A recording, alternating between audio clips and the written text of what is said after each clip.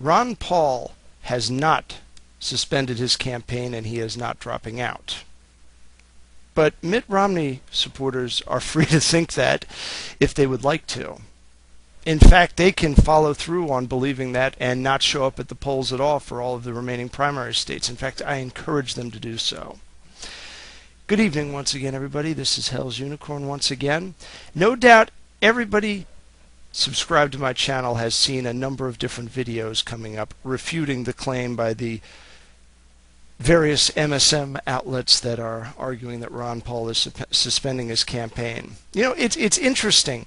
The mainstream media is very careful to wait until an official declaration of a campaign suspension with the likes of Herman Cain and Michelle Bachmann, candidates that never ever got any delegates to speak of. In the case of Herman Cain, he never actually ran for any primaries.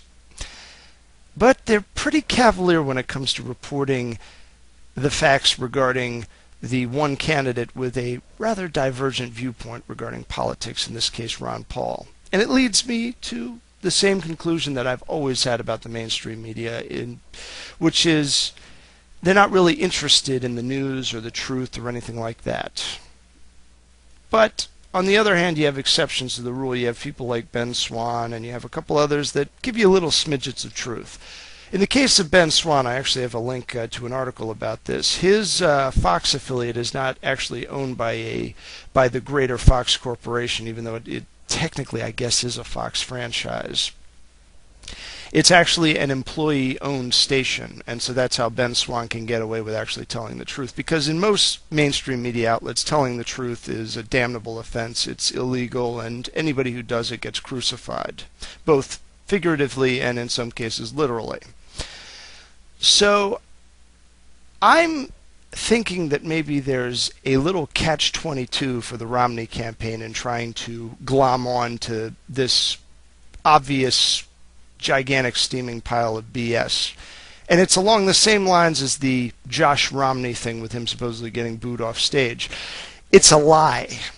And when you grab hold of a lie and try to make it into your truth, it will completely consume you, and you'll have to keep on building and building and building upon it. And while all of that is going on, there's going to be questions about the actual reality that continues to go on in spite of this, such as the continual delegate pickups by Ron Paul. And to anybody who has not read the official email that was sent out, feel free to do so you can understand exactly what's going on here. I expect everybody to know what's going on here, but sometimes people get onto their computer to check their sources a little bit late, and sometimes they can be dissuaded a bit by MSM output that is obviously misleading. So anyway, I've got links in the description regarding a couple of the source articles in question if you want to go read them. I would actually recommend against it, but it's just force of habit that I try to provide sources whenever I talk about something. This is obviously far from over. I mean, nobody quits while they're winning.